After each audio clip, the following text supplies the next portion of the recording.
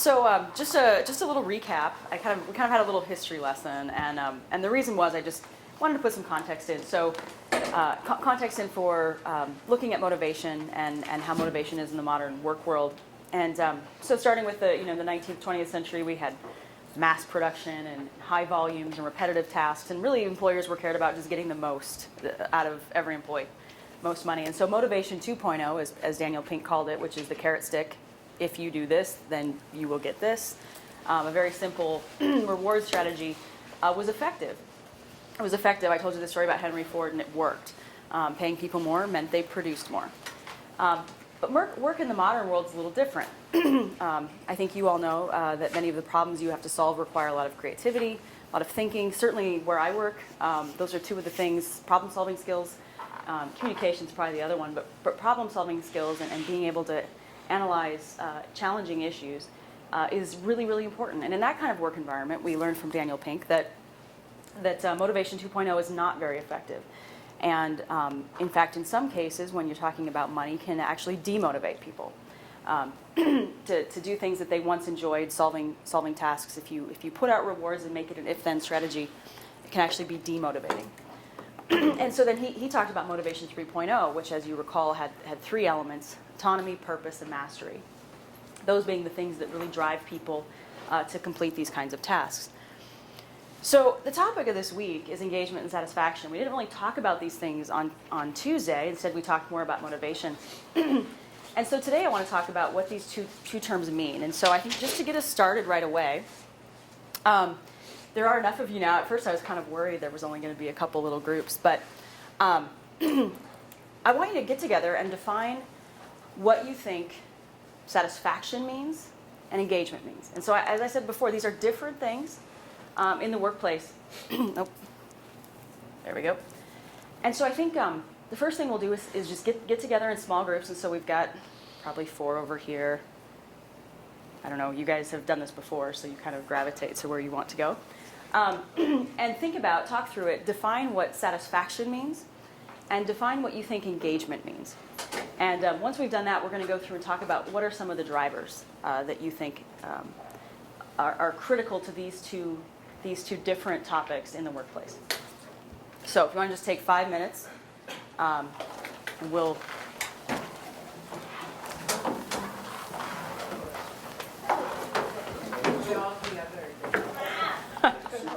We could all be very creative.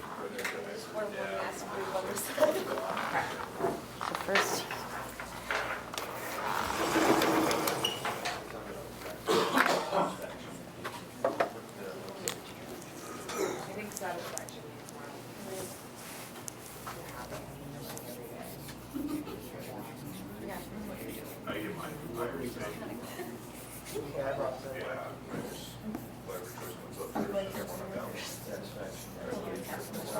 I think that would probably be more. Yeah. Let's turn this off.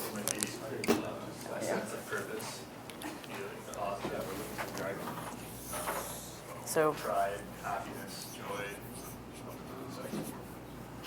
I guess compassion for yourself, and you're doing your duty.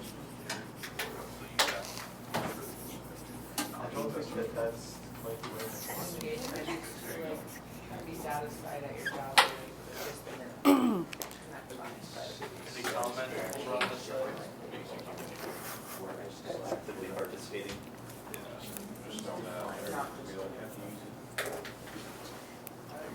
I would say satisfaction is the essence of feeling that joy or happiness towards your duty, and engagement is actually carrying out and doing.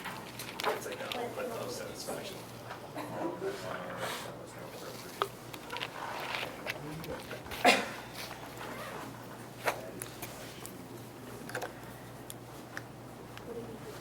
apparently several heads are better than one. You guys are quick. Satisfaction is for the worker, so it's more for the person.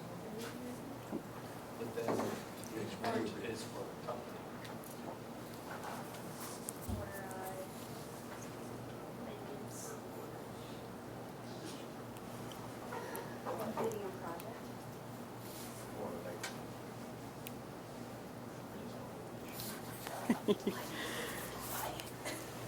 These guys are really fast, so let's start with them since we have a couple big groups.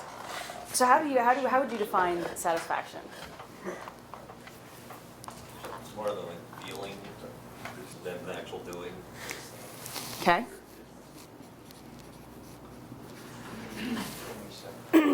So when you're satisfied, it's a sensation, is what you're saying? It's a feeling. You're happy to go to work every day. Goals, completing goals. Completing goals, accomplishment. Is that?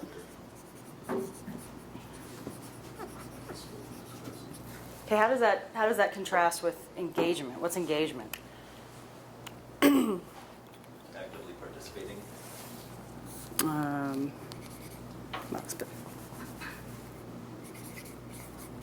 Okay. Anything else?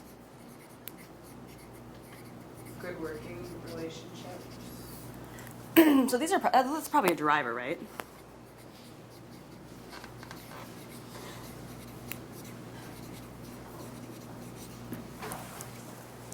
Any other words you might use to describe engagement? It's kind of become a buzzword, really. You know, and I don't want to overuse it because I think it's a really important word, but I hear it a lot in the office. If so-and-so's engaged, so-and-so's not engaged. And so I don't, but I think there's a lot to it. I think it's a really important word. Like continuing education. Like career growth. Yeah, there you go. What just,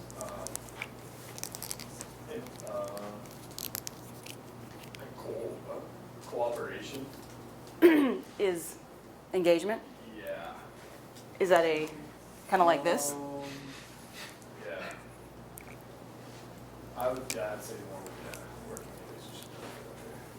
Okay, well let's go back to the drivers here. So let's talk satisfaction. What are the things that make you feel satisfied with your job or anything? I mean, so we're talking about your job, but think about the things that I feel satisfied. Recognition.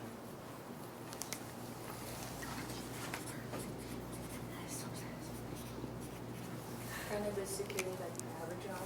Yeah. Yeah, if you want to think about, I'll put them up again in a minute, but Maslow's hierarchy of needs, and we also talked about Herzberg's hygiene theory, but we'll come back to that in a second. But security, I think, is probably a big driver of satisfaction. Any other drivers, things that make you feel happy at work, satisfied at work? Success. Yeah. Responsibility. Is that one over here? With Or over there? Leadership, I wonder? Well, you tell me. So where do you think leadership belongs? Right in the middle. I would say kind of, yeah. I would say it would be middle as well. Okay, what did you said? You said responsibility? Yep.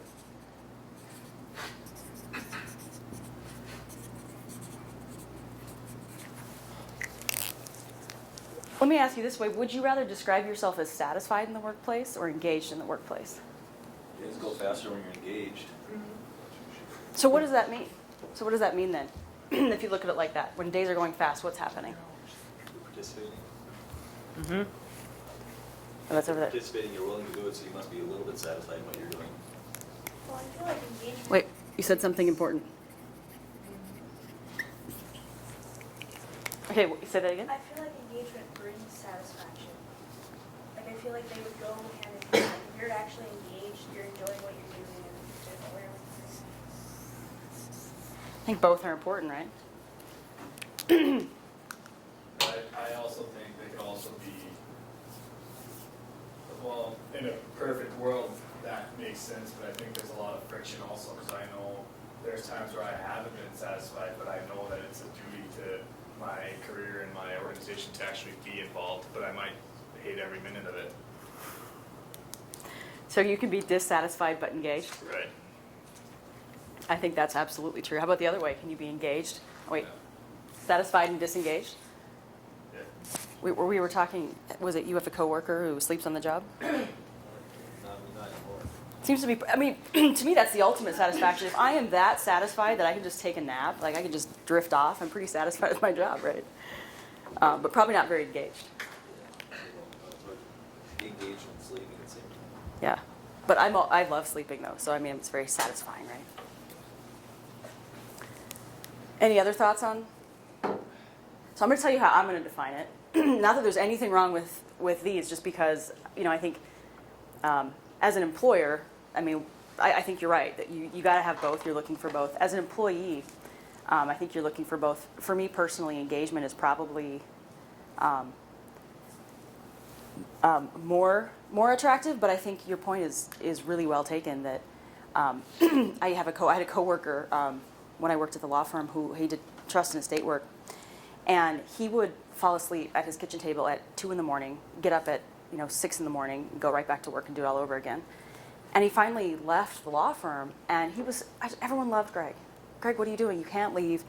And he went to a bank to be a trust officer, and he said, I can't help myself. I just can't help myself from working this hard, this many hours. It wasn't about money. It was just that he wanted to do the work, and he couldn't help himself. He was very dissatisfied, but he was overly engaged. It was a very kind of interesting paradox, I thought, because I think that's a really interesting point. So literature or researchers, common HR lingo would define satisfaction as contentment. All of the things are in place that I can be content. And like I said, we all know coworkers who pretty much happy we've heard the term phone it in. I'm just going to phone it in, show up, collect my paycheck, not really going above and beyond. And the question that most employees when they're thinking about satisfaction, are asking the question of what's in it for me. Whereas engagement is more about investment. I mean, actually invested in the outcomes. There is an emotional connection between me and the organization goals. It's probably a higher level of commitment. And the question there is, what's in it for us? What's in it for all of us? And I think as we'll talk a bit more about which is better, which is preferred. I can tell you as an employer, somebody who comes in and is only asking the question of what's in it for me. I have these job interviews sometimes where people are really concerned about, I mean, it doesn't happen very often, but people will ask, well, what's the starting wage? What's the pay increase look like? And it's always kind of a red flag. Not that it's not a fair question, but to ask at that early stage before we're, kind of getting to know each other is a little bit concerning. I mean, I always like to hear people who are asking the question of what's in it for us, that are going to be more committed to the organization. I want them to be satisfied. I want to answer those questions, but to know that they're also thinking, what's in it for all of us, or what's in it for me? How can I be connected to the bigger goals, bigger picture, is pretty important. So we talked about some of the drivers. So SHRM is the Society for Human Resource Management, and they do studies. And they did a study, and they asked, what are the top satisfaction factors, or what are they did a survey, and asked, what are the key drivers for satisfaction? And again, these are the what's in it for me things. And this is what employees answered with. Compensation, job security, which you guys mentioned. Opportunity to use skills and abilities. I think that can be both satisfaction and engagement. Relationship with supervisor. So it's interesting that plays into satisfaction, which is more of a baseline kind of, in order to be even satisfied here, I've got to have a good relationship with my supervisor. Sometimes I think if you've got a good supervisor, you can actually be engaged by that person. But at the very minimum, you've got to have a positive relationship. Benefits, the organization's financial stability. It's really interesting. These surveys come out year over year, and World at Work, a number of different organizations do them, and job security continues to always be at the top. And I always think to myself, that's not. I think of myself as being, more malleable or agile, I guess, and if something happened, I'd land on my feet, I'd figure it out, right? It's amazing, though. Job security, the number of people that put that number one over and over, even in good times. I mean, in 2010, when things were rough, certainly that was at the top of the list, and we saw our turnover go down. People were concerned about security. Working at a co-op, we're very fortunate to have stability, and that has been. It's very clear in times of financial instability, generally, our turnover goes down because people are pretty excited to be in an organization that's stable. And then the work itself. Do you like what you're doing? These all contribute to the happiness factor of I'm okay going to work, I like what I'm doing, I'm happy to be here. But engagement is a little bit different, right? This is the what's in it for us. And how do you get people engaged? And I asked the question at the end of class on Tuesday of, can you motivate someone who's not motivated? How do you actually motivate someone? And I think it's kind of a perennial managerial question of how do I motivate somebody, or how do I engage someone who's not engaged? And I think I did say there's a lot of it does come down to the employee, what you want out of your job. But there are things employers can do. And so this is instructive, I think. I think both for employers and for you as employees. What are the things that are going to engage you in the workplace? And you probably have thought about these things in other contexts as well, whether it's a team or school or what's going to engage you. Relationships with your colleagues. And I think I mentioned to you when people leave NISC, they always say, usually if they work with members, they're going to miss the members most, but their coworkers is probably number two. And I've said this a lot recently, actually, that my peers are the people who keep me coming to work. I really enjoy working with them, as well as the team I'm on. So that for me is probably a top engagement factor, personally. The opportunity to use skills and abilities. You mentioned career growth, additional responsibility, being able to grow. We find that when people leave NISC and we ask them what they're going to miss, we also ask them why they're leaving. Now, we suspect a lot of times it's got something to do with compensation. Sometimes they admit that. A lot of times they don't want to burn bridges, so I always have to put these exit interviews in context. But one of the things people almost always say is that one of the reasons they're leaving is because they want to be able to grow. They want to work with different technology. They want to learn different skills. They want to have a leadership opportunity. They want different opportunities that we apparently aren't offering. And I can tell you, Vern just cringes when he hears that because we have so much going on, so many opportunities, and so we're obviously not doing a good job of communicating that. But I will tell you, I mean, just based on our anecdotal evidence, that's huge for people. And so when you think about entering the workforce, finding a place where you'll continue to have opportunities to grow is big. Even within that organization. And one of the cool things about where I'm fortunate to work in a place where we have products now that we didn't have even 5 years ago. We have teams now that we didn't have 5 years ago. One thing that drives me nuts, people will come in and say, oh, there's young team leads. I want to be a team lead. I want to be a supervisor. We have a lot of young team leads. There's really no opportunities for me to grow. There's not going to be that opportunity. And I like to point out in the last 5 years, we've had 50 people move into team lead roles that weren't there before. And so there's lots of opportunity. And I think that's something to think about as you're looking at an organization. If leadership is something you're interested in, and I think a lot of you are, making sure that, what are the opportunities? And will I have those opportunities in the future? So also relationship with immediate supervisor. Like I said, that can be a driver of both satisfaction but also engagement. I can tell you that having a supervisor that genuinely cares about you is pretty critical. Have you guys had a supervisor? Uh-oh.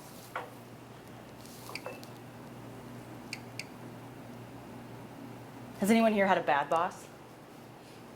Yeah? Want to describe that? Can you describe what makes a bad boss? Unapproachable. Yeah? Anything else? My word is law. Say that again? My word is law. No, yeah. Kind of mentality. Dictatorship? Lethargic. Disengaged? You're working harder than they are? So what's a good boss? Or you're smiling like it's okay, I won't tell. I'm not sure what. So what's a bad boss, or what's a good boss? Try hitting the laptop button at the bottom. Oh.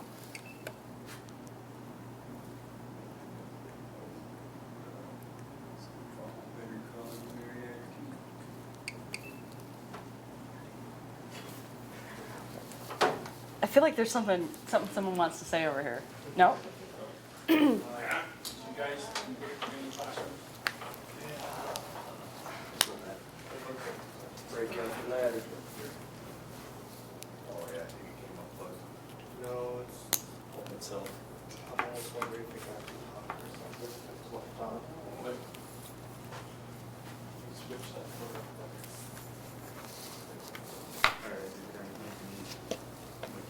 Matt's worked part-time with our IT department here, so I know he went into the classroom and troubleshoot this.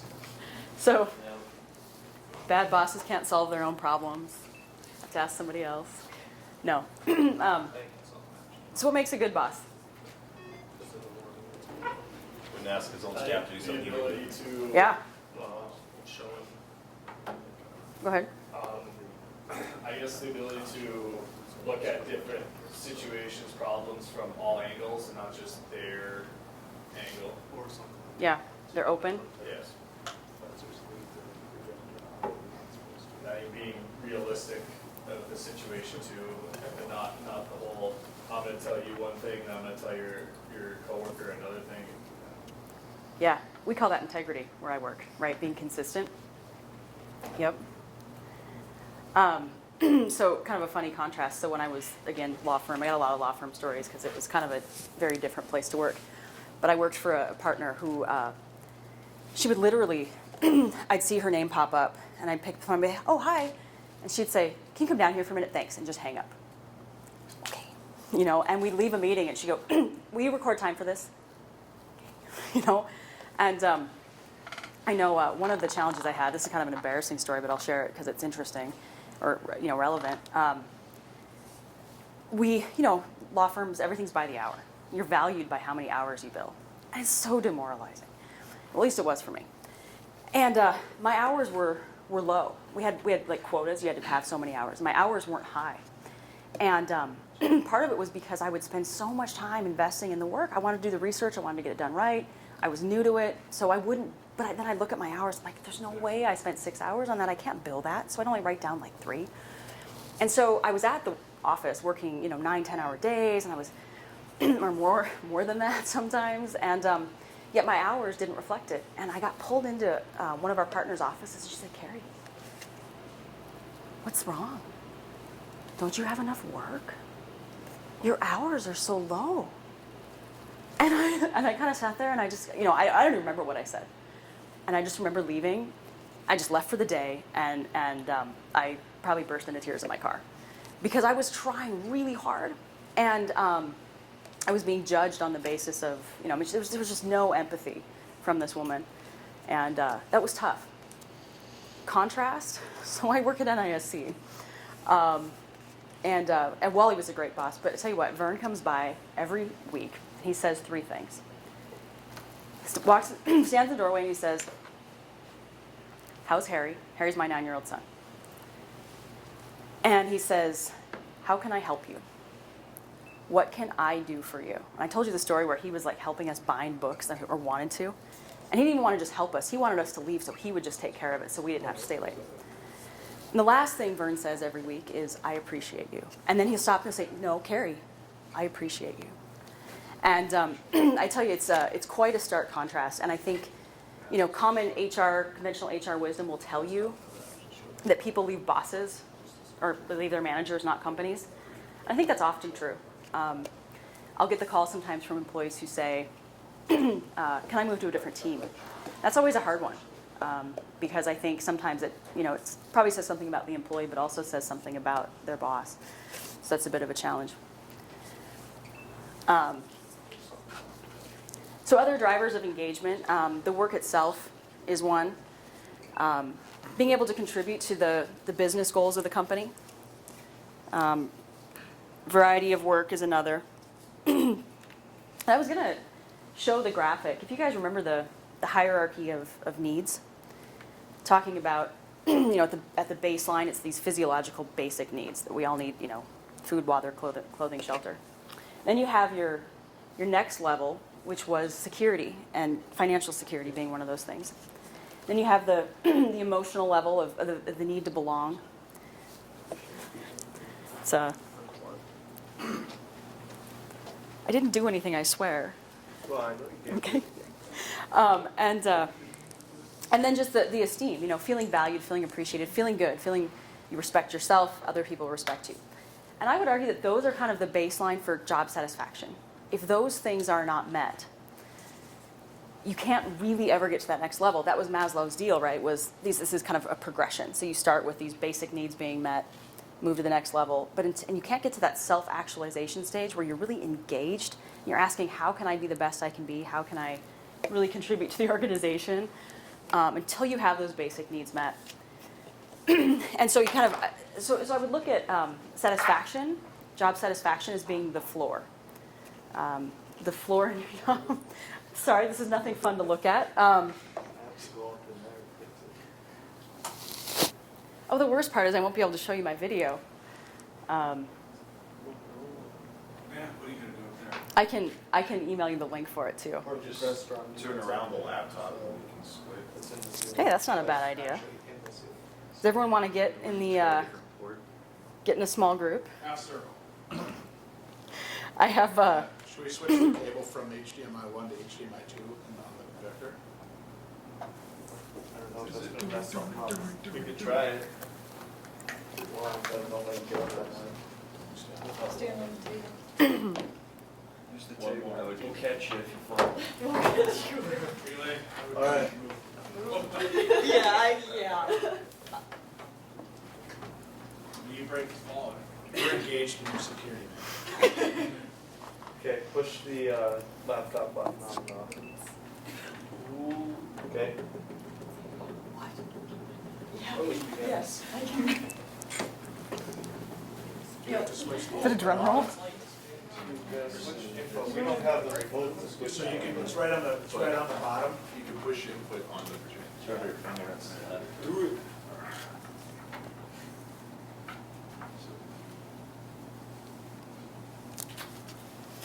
You gotta switch it to HDMI. Here we go. There it is. There it is. It is on HDMI too, so. You got laptop on?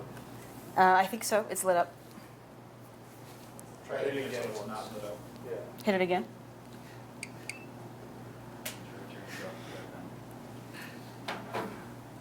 Nope. No, it doesn't like that. It still says one though. Doesn't it scroll in a sense?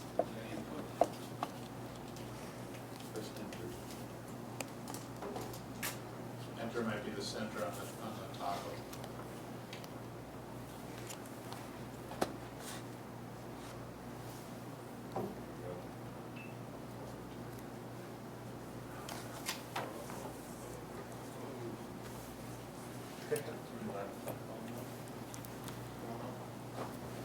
Let me check that. Want to just? You're not that far off the ground. I know. Are you hinting that? I'm filming the whole thing, so insurance will cover it. This is an example of not to do it. That way. Is there anything on? 40 minutes in class, write it down on his paycheck. If this is, I was at work. this is in the HDMI 1 down here or 2 down here. There you go. Yeah. I don't know. Now you can say What if I full switch tap it? Does it matter? Shouldn't. I love that movie. My captain.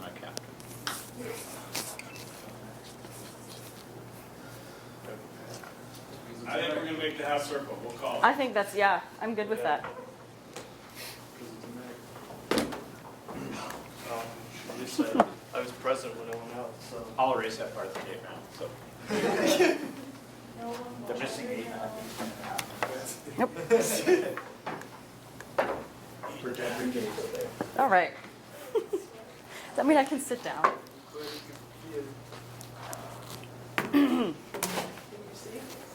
All right. Campfire time. Okay. Can everyone kind of see? Or can move in. Okay. So I showed you this last on Tuesday, and this is kind of this hierarchy of needs. And like I said, they still look at this when designing employee engagement surveys. But I drew in kind of what I described as the engagement floor. So satisfaction, these factors here. So in order for me to even think about being engaged, I need to be, first these things need to be met. That's according to the way Maslow would look at it. You also remember this hygiene theory I talked about? You have some of these factors that are going to be motivating and some that are going to be just kind of your baseline. So these things, if they're not right, it's only going to lead to dissatisfaction. So pay, benefits, your supervisor, your working conditions, and job security. If those things are not satisfied, you're not going to be satisfied. In fact, you're going to be dissatisfied. But the argument here would be that you can't use these things to actually engage people. So you can't use the work environment, you can't use pay and benefits to really engage people. That's just enough to get them satisfied. If you want to engage people, you've got to start using these things over here. Providing them with challenging work, responsibility, recognition. These are all things that will actually engage people. And so, getting back to everyone remembers this guy, right? My little donkey Eeyore here. So for Eeyore, this is the motivation 2.0, where it's all the if then carrot stick stuff. For him, if he gets to eat that carrot, he's going to be satisfied. If he doesn't get smacked with the stick, he's going to be satisfied. But he's not engaged. He's not interested in how well your crops are going to grow or how clean your fields are plowed. He doesn't care. So we start talking about what are those intrinsic factors that lead to engagement. And this is where Daniel Pink talks about, based on the kind of work we have now, this motivation 2.0 doesn't work. Motivation 3.0 it involves these three things and gives you the ability to do these things in the workplace. To give you some mastery, like you said, career growth, being able to grow and become a master of some task, having purpose, being committed to what the organization is doing, and having autonomy, some ability to make decisions. You mentioned the dictatorship. Nobody likes that. It's actually very demotivating. And so I asked the question again, is it better to be engaged or satisfied? And I think earlier we identified that, really you've got to have both. You can have one or the other. I do think you can. I would disagree with Maslow on that, but because I think there are some engaged people who are dissatisfied. But I think it's really critical for both to be present. And I can tell you that HR is finally catching on to this. It's been probably a long time coming. Again, until you had the rise of the modern work environment, factories and hierarchy and managerial staff and all of that, you didn't have discussion about this. And so even though this research on motivation has been going on for years, HR is finally catching on. And it wasn't until probably the early 80s that people even talked about job satisfaction. Nobody cared. Before that, it was, here's your paycheck, It really wasn't a critical part of the work environment. And it has progressed over time. We started to talk about, we want committed employees. It's only within the last 15 years or so that people have even talked about engagement. And I think it's a good thing because, employers are talking about it because they want more out of people. They want people to be more productive. Arguably, I think there are some places where people want their employees to be happy and satisfied and enjoy their jobs. There's a lot of research that would tell you that engaged employees are going to add to the bottom line in so many different ways. So it's it is a good thing for employers. I think it's an even better thing for employees. It's people now are able to talk about loving their work, going to a job they love, and that's a change. I don't think we had that in even recent history. So I'm going to talk a little bit about what the workplace looks like. I'm going to ask you what you think these different workplaces look like: the 3.0, the 2.0, and the 1.0. And so I had to put this slide in here because this is one of my favorite. Have you guys all seen this on like a T-shirt or something? The work, it's the beatings will continue. Oh no, there's a thing in the way. So the beatings will continue until the morale improves. So this is kind of the old. You remember the peasant who was uprising and being repressed. And then you go and move into the 2.0 workplace. And so I wanted to talk a little bit about and get your thoughts on how can we identify the difference. Like I said, engagement is something that has a lot to do with the employee, but there are things an employer can do to encourage and foster engagement.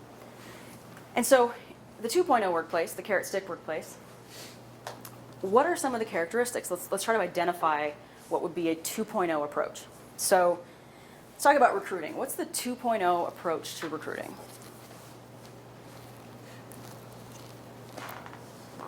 Just the salary, Right. just focusing on that. Yep. Anything else? Fill the position as quick as you can. Right. Yeah. Who can do the most? Mm-hmm. I would also say it's probably about just hiring. Recruiting and hiring are different things. I'll tell you, when I joined NISC, we did a lot of hiring, and I'm really proud of the people I work with. They've done a great job of actively trying to bring in good candidates, knowing that the good people are going to want to be, they've got choices and they want to be recruited. How about the work environment generally? Any thoughts on what you might expect to see in the 2.0 work environment? It's all about efficiency. Set schedule. Yes. Less flexible. Right. Competitive. Competitive? Repetitive. Oh, repetitive. Yeah. Right. The cube farm. So we're trying really hard to improve our work environment because there's a lot of cube farms and we've been one of them for some time. We're trying to fix that. I think that's part of what I would describe as the 2.0, one size fits all. But I think you're right. I think the policies on flexibility. How about the org structure? Pyramid, there's a top and a bottom. You gotta know your place. Right. Don't get out of place. Mm-hmm. Pretty rigid. Pretty rigid. Any thoughts on how performance might be handled in the 2.0 environment? Focus more on what you're doing wrong.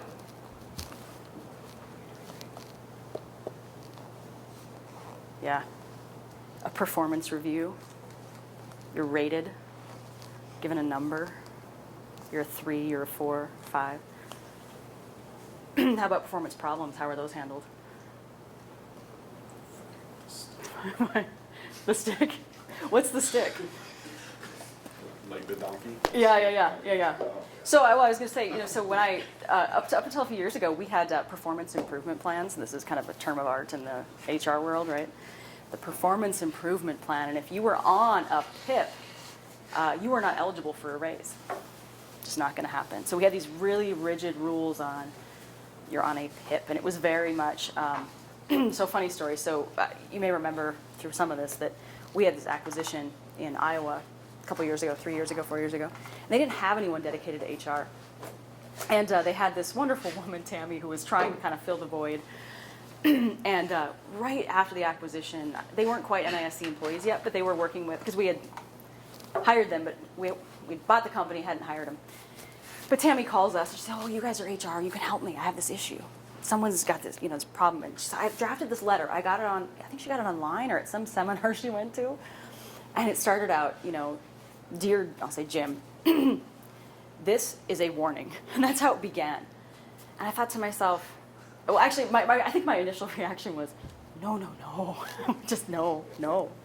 And I just said, well, how do you think this is going to impact? I mean, what do you want to happen here, right? You want this person to change their behavior. All right, what's the best way for us to get this person to change their behavior?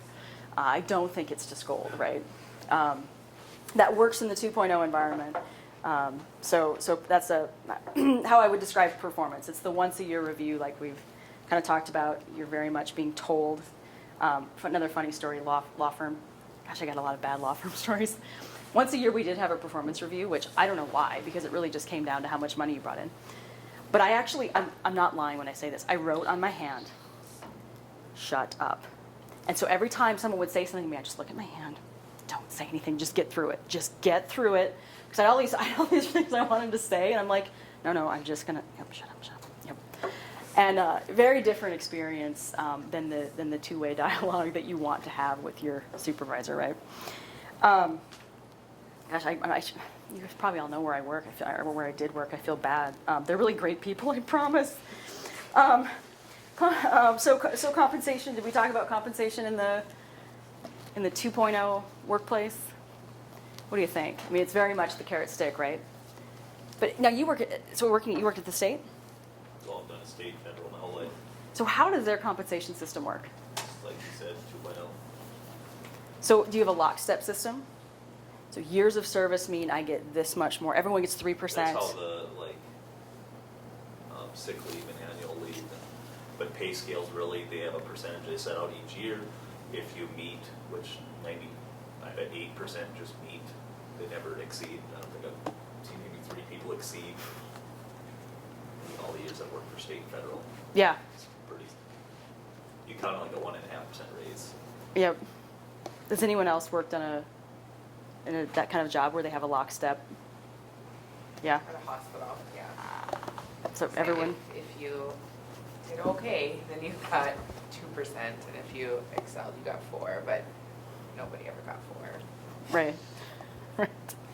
And how about holidays in those kinds of environments? I always think this is an interesting, or even break time, holidays, time off.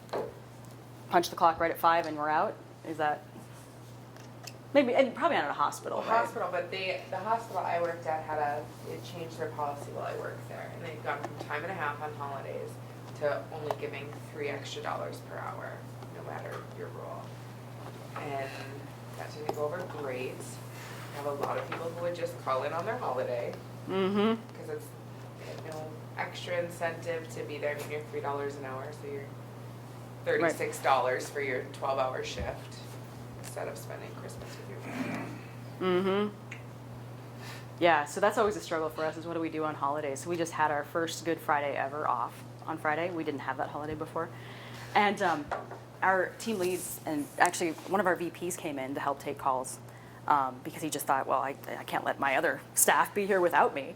So Todd was in, and but the whole question is, what do we do for him? Do we give him an extra day off? Well, yeah, but what else, right? I mean, do we bring them food? You know, how do we accommodate them? Because we appreciate so much the value they're offering.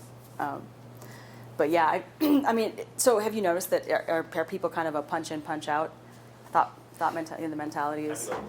It's 5 o'clock leaving. Yeah. Or like city and state, they work 7 minutes cycles, so it'll be, if you clock in 7 minutes late, you see a lot of people clock in 7 minutes late, maybe 7 minutes early, because it's a 7-minute cycle, so it's like kind of lost time.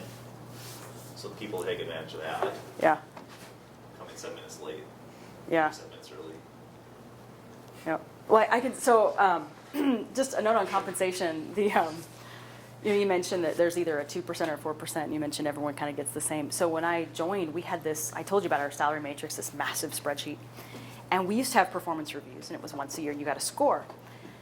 And I looked at it, and so it was a score from 1 to 4, but everyone was between 2 and about 2.8, and it had got down to the second level of decimal to try to differentiate between people. But when you're at that level, you imagine the difference. And then that number was inputted into the matrix, and it popped out. So here's the base percentage, here's times this. It was some formula. It gave you a number. Now, supervisors were told, you can adjust those numbers if you want to. But they didn't, because they trusted this formula. They kind of checked out to the formula at work. So what it meant was you had what I would call star performers who had really contributed a lot, getting about the same increase as somebody who kind of phoned it in. It wasn't a differentiator, and it was a problem. And those numbers, letting numbers drive performance, I think, is a big mistake. It's a 2.0 move, right? How about leadership? Any thoughts on leadership? I think we've already talked a little bit about hierarchy, very top down. All right, so let's talk about 3.0, workplace. Different workplace. So what are the things that are going to help you identify the 3.0 workplace that's going to help you be engaged? When it comes to recruiting, we kind of did the contrast already, but what are some of the things you'd expect? It's more of a, how can they help us than it is a quota that you have to meet. Whether the right person. Mm-hmm. Yeah, so we have someone from our team in people services in every single interview we have, asking the question, not are they technically capable? Because if they're here, we're going to assume they are. I've read their resume, they're going to be. It comes down to, are they a good culture fit? Are they going to fit with our organization? Do they buy into our mission? But I said before, to me, it's a two-way street. I mean, I want to know, is this person going to be happy here? I don't want to set them up to fail. I don't want to set us up to invest in someone who's not going to be happy. It's got to be a two-way street. And I think you can kind of, as you participate in interviews, you can kind of get a feel for what kind of interview you're in. Even looking at someone's website. It's we're behind the table evaluating you, or is it, hey, let's have a conversation, see what you think. How about the work environment? Any thoughts on? It's candy canes and rainbows. Of course it is. Lots of food and giveaways. No, I think yeah. I got to be careful not to give the perception that it's all roses, because it's not. But I think the comment on policies was a good one. The flexibility. Really, and caring about people. That honestly, that's one of the things that we hear about a lot. The flexibility is a big deal to people, and yeah, go home, go to your kid's soccer game, go to the choir concert, whatever you need to do. Just go, just get your work done. How about the org structure? A little different. The leaders are helping, they're not just sitting in their office with the door closed. Mm-hmm. I know NISC is a very flat organization, and it's very transparent. So someone can walk into a VP's office and tell them exactly what they think. And I mean, Vern's got an open door policy, and unfortunately a lot of people like to take advantage of it, and I kind of feel myself as the gatekeeper, like, no, let me help, let me get in front of this. But he loves it. I mean, it's a very, very transparent, open environment, and I think that's a positive. Performance, we talked about a little bit. We talked about the performance review. Our philosophy is we're here to coach people. We're here to develop people. If there's a performance problem, it's not a performance improvement plan. We've couched it as a joint development plan. And it starts by talking about, do we agree on what the problem is? Let's make sure we all agree. And the employee suggests ways to improve it. So it's very much a development approach and coaching versus this once-a-year performance. We do have an annual process that we complete, but we're trying to improve that to foster ongoing feedback. We really encourage that, and we aren't there yet. In fact, there's not a lot of HR tools that even support this. In the last couple of years, there have been tools on the market that will provide kind of, there's apps, you can solicit feedback from other people. Hey, how did I do in this presentation? Any thoughts for me? But that stuff didn't even exist until a couple of years ago. Compensation, we talked a little bit about, but the 3.0 compensation system. Money's not the motivator, right? You can use it as a reward. You got to make sure people are in the right level. I think that's really critical. But not using money as the carrot. If this, then you get your 2% or 4%. It's, hey, thanks, you did a great job. We want to recognize your contributions. Leadership, maybe a little different. Thoughts on this is maybe the level 5 leader, I guess, in my opinion. Not always, but a servant leader to me is something that would characterize the 3.0. So I kind of rushed through that a little bit. I want to talk about some of the cautionary things. And how much time do we have? 8:52. Okay. So we'll go through a few of these, and these are things that, again, they're based on my observation. They're not myths. I'm not trying to debunk any myths. They're more cautionary things just to be wary of, assumptions that people might make about different workplaces. And the first one is workplace perks.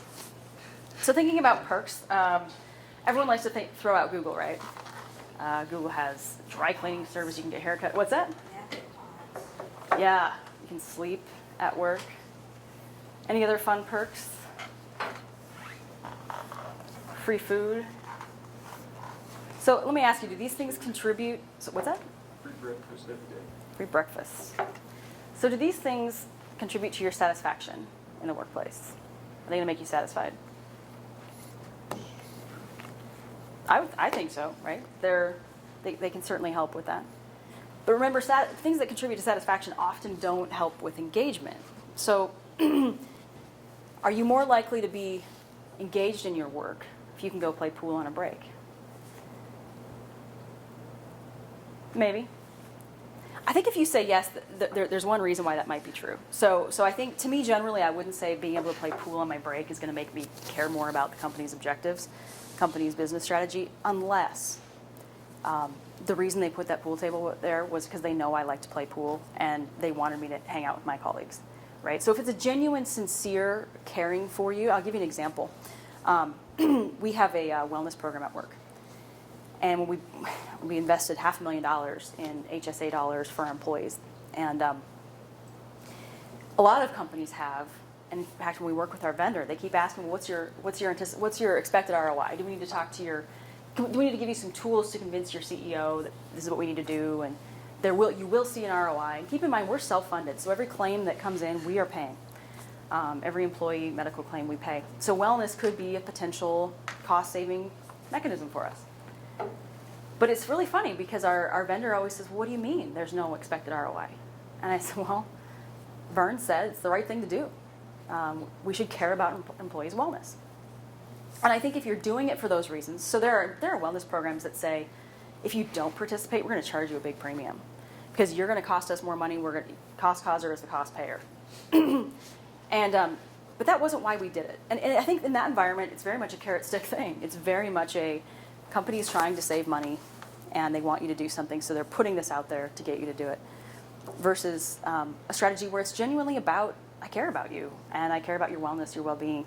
So I think free food, pool tables, things like that, if they are things that get you to, if they are truly coming from the right place, designed to increase your buy-in to the company's mission, they can be potential engagement drivers. But something to be aware of. Sometimes, funny story, another classmate of mine worked at a New York firm, and she goes, "Oh yeah, it's really great. If you work after 8, they like send you a car. So Manhattan, you're either taking the train or you're getting a taxi or you're walking." I said, "Oh no, they'll send a car for you, and you can order food." And I said, "Wait, if you work after 8?" She goes, "Yeah." I said, "So you're expected to work after 8, and so you get this wonderful perk?" "Yeah." So yeah, that doesn't sound like a perk to me. That sounds like very much a carrot or a stick. Carrot probably.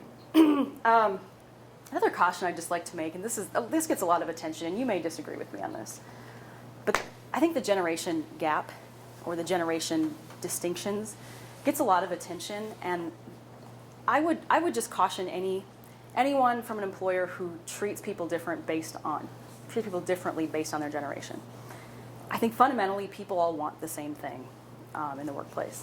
Some of the behaviors or expectations different generations might be different, but I think this is something, I don't know if you guys agree with me or not, but in my experience, I've noticed people coming in, regardless of age, they can be very different. Some are demanding. Some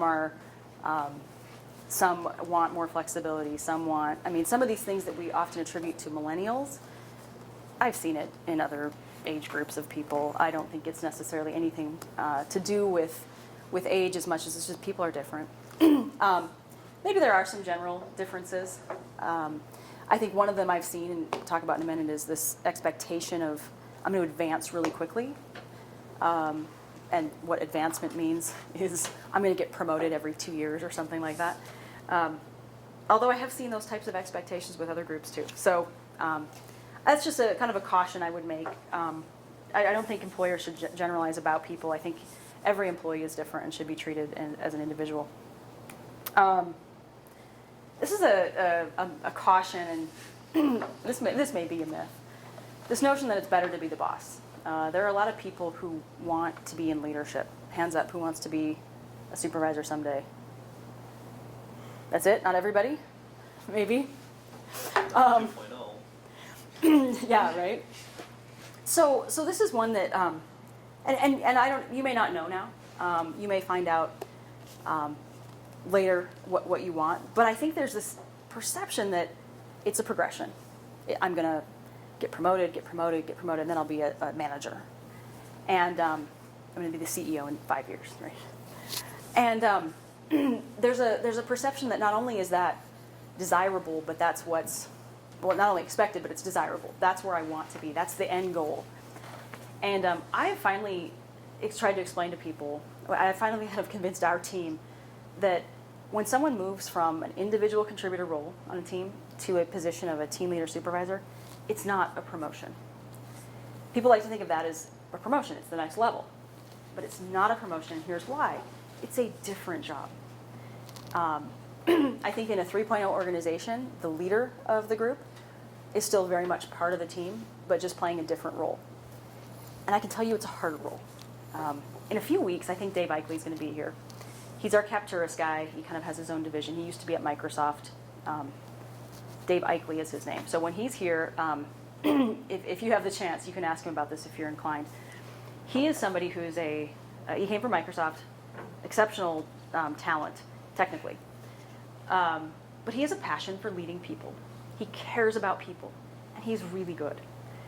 He's very effective in connecting with people, coaching them, helping them develop. And he cares. He sincerely cares. And I can tell you there's a lot of people who want to go into this leadership role because they think it's a position or it's the end game. And they get there and they find out, dang, this is hard. This is really hard. I don't want to deal with those problems. I don't want to deal with people coming in. And it's really hard to convince people sometimes until they actually do it that it's hard. And so I would caution, I will also say there are many companies where individual contributors' pay scale is higher than the team lead of the group. Not always, but in some cases, especially with technical talent. So we do have a couple individual contributors who make more than their team lead because the skills are what they are, the market says what they are. So I don't always equate, I think the caution here is not to equate leadership with being the lead of the group and not to see that as the goal or the prize or the end game. It's really a different job, and you've really got to have a passion for it, just like any other job you might try. It can be great, and if you're into it, it's great. But just a caution about leadership. Another caution: the grass is greener. This is something I think all of us can relate to. I will tell you, we have a number of employees who have left and come back. They've left and come back in a short time. They wanted to try something different, and you know what? Sometimes you have to. You've got to figure it out for yourself. Is the grass greener? But I would say just do your homework before you jump ship.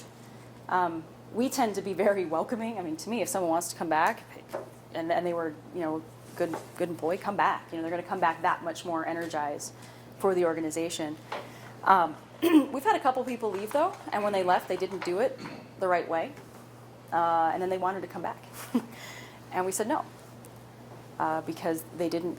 They kind of left in a bad way. So if you at some point decide the grass is potentially greener, you want to check it out, mow a different lawn, leave on good terms, and make sure it's for the right reasons. Make sure it's because it's a different opportunity that you really want to explore. Don't, money's my next slide, I think, but something to consider that the grass may not always be greener. I know, I think Doug talked to you guys about Glassdoor. Find out from other employees what things are really like. There is no perfect job. Okay, so does everyone know who this guy is? Finally, I got one. Okay. Mike Rowe, yeah. So dirty jobs. 5 minutes. Okay, we got the dirty jobs guy. 10. I think 10 minutes. Okay. I can talk fast. So everyone's seen Dirty Jobs then? I can talk even faster actually. So Mike Rowe, his job is to go out and do some of the dirtiest jobs, and he says a couple of things which are really interesting. He wrote a book. He's got a website. So the one thing he's talking about is this work harder or work smarter, not harder. And he talks about when I was in high school, career counselor's office had this poster that said work smarter, not harder. And he said that is, and in his opinion, it's one of the biggest lies we tell people. And his mission is to convince people that you have to work smarter and harder, and it's okay to do that. He says that one of his big critiques is that we laden students with a lot of debt, and because we tell them they have to go to college. You have to, because this whole thing was a promotion to go to college. This work smarter, not harder was you should go to college, and we've pushed people into college, and we have this skill gap in the country where we don't have the skilled laborers we need. We have college students with tons of debt, and a lot of them maybe didn't want to go in the first place, but it's become what's expected. And so I think there's something to what Mike is saying, that if you want to do something, do it. Don't feel like you have to do this. You have to pursue a particular career path or trajectory just because it was encouraged. And you may find, and he says this, that some of the dirtiest workers he's worked with are some of the happiest people he's ever met. He talks about people cleaning septic tanks and says they love their jobs. Why? Because they have a purpose. They know they're fulfilling an important task. And so he encourages people to have value. I don't know if you're all familiar with the story. It's kind of become a fable. John F. Kennedy, in 1962, visits the Space Center, and he sees a janitor walking by carrying a broom, or a guy walking by with a broom. And it turns out he's the janitor. He walks over, he says, "Hi, I'm Jack Kennedy. What do you do?" He said, "Well, I'm helping put a man on the moon." And I think it's an interesting story. It gets circulated quite a bit, but it's a good one, because even the smallest tasks, if it's connected to this larger purpose, can have meaning and have fulfillment. And that's really important. And so I go back to Mike Rowe and his dirty jobs, and I say, if you can find that fulfillment, do it. And that's kind of part of your assignment for this week, and we'll get to it at the end here. But I think it's something that's very instructive, something to think about, micro and dirty jobs. I'm going to skip this one. I'll talk all about the money. I'm sure you guys have been lectured on this before. So there was a study done in 2010 by Princeton University. You may be familiar with it. And they surveyed 250,000 Americans and asked them kind of questions about it was 450,000 Americans. They asked them questions about their emotional well-being. Are you happy? And there were two kinds of happiness they were looking at, or well-being. One was the day-to-day, like, feel pretty good today. Happy to be alive, happy to get out of bed. And the other one is kind of I perceive myself as successful and moving forward and my life is good. And when it came to the first category, so they asked them questions about their happiness, but then they also asked them income questions. And they figured out that for every additional $1,000 each person made, up to $75,000 a year, their happiness was improved. But after $75,000, they didn't see any additional improvement in happiness. Now, they did see additional improvement in how they viewed their success and, their life generally. But the day-to-day happiness stuff, in my opinion, what really counts, didn't get much better after $75,000 a year. So we had an employee retire recently who made a comment about, I never made it to the six-figure salary I thought I was going to. And I just thought, my goodness, it made me think of this. Sometimes people have these goals set out for themselves when, in fact, they're pretty artificial. It's an artificial state of happiness that is not such a... And I can tell you, too, just a real quick story. I had a colleague in law school who graduated law school. Yale Law School, starting wage in New York City was $160,000 a year. This was 10, 12 years ago. And he said, you know what? Nope. Went to work construction, making $50,000 a year, and was far happier. Didn't look back. I have another classmate who was making over $200,000 a year, driving he says to me, I was driving my $65,000 car down the highway in LA, and I said, when did I start caring about cars? He goes, I don't want this car. And his real passion is photography and documentary film. So he said, okay, that's it. I'm going to take whatever nest egg I've got here, and he moved back to native Poland. He's been doing documentary film ever since. I'll talk to him, and life isn't perfect. There's no perfect solution. He still has to do some legal work, hourly basis, to make ends meet. He's constantly out, pounding the pavement, trying to get patrons to fund his projects. But he wouldn't go back. He hasn't come back. And he could. Very talented guy. So I encourage you money is necessary. We talked about it being necessary for satisfaction, but certainly not the goal. I also talk about oversatisfaction. We've talked about this a little bit. Everyone knows about golden handcuffs, right? So this notion that an employer will pay you a little bit more, a little bit more, a little bit more, and pretty soon you've come to live at a certain standard of living, have a certain standard of expectation that you are pretty afraid to go back. You're afraid to walk away. I think this is a very real thing. And I think we probably all know stories of people who've done it. My friend Paul is one. Anyway, I think it's something to think about. Don't always be cognizant that it's not all about the money. So that's that kind of brings me to my last.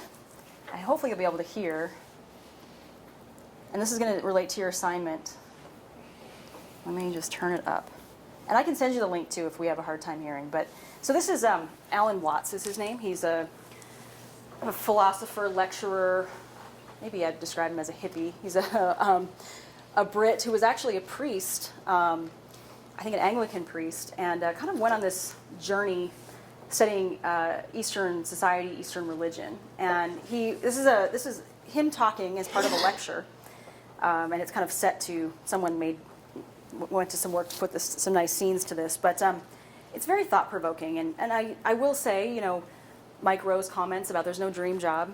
The key is just to find fulfillment. I don't think these things are necessarily contradictory. But this is again part of your assignment. I'll provide you with the link. It's something to think about. I found it to be very thought-provoking. What makes you itch? What sort of a situation would you like? Let's suppose I do this often in vocational guidance of students. They come to me and say, well, we're getting out of college and we haven't the faintest idea what we want to do. So I always ask the question, what would you like to do if money were no object? How would you really enjoy spending your life? Well, it's so amazing. As a result of our kind of educational system, crowds of students say, well, we'd like to be painters, we'd like to be poets, we'd like to be writers, but as everybody knows, you can't earn any money that way. Or another person says, well, I'd like to live an out-of-doors life and ride horses. I said, you want to teach in a riding school? Let's go through with it. What do you want to do? When we finally got down to something which the individual says he really wants to do, I will say to him, you do that. And forget the money. Because if you say that getting the money is the most important thing, you will spend your life completely wasting your time. You'll be doing things you don't like doing in order to go on living, that is, to go on doing things you don't like doing, which is stupid. Better to have a short life that is full of what you like doing than a long life spent in a miserable way.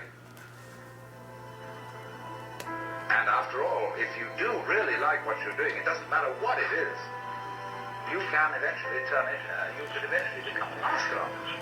It's the only way to become a master of something, to be really with it. And then you'll be able to get a good fee for whatever it is. So don't worry too much. Somebody's interested in everything.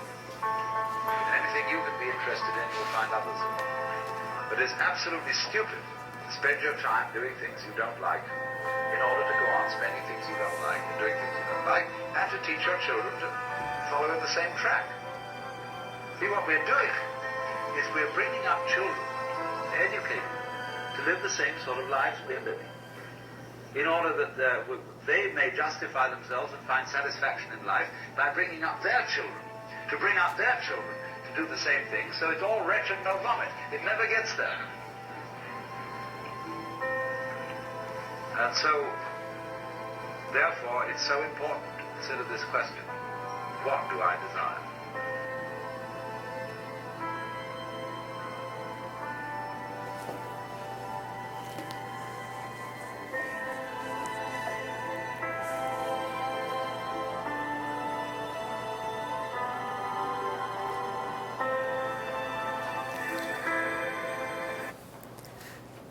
So this is, as I said,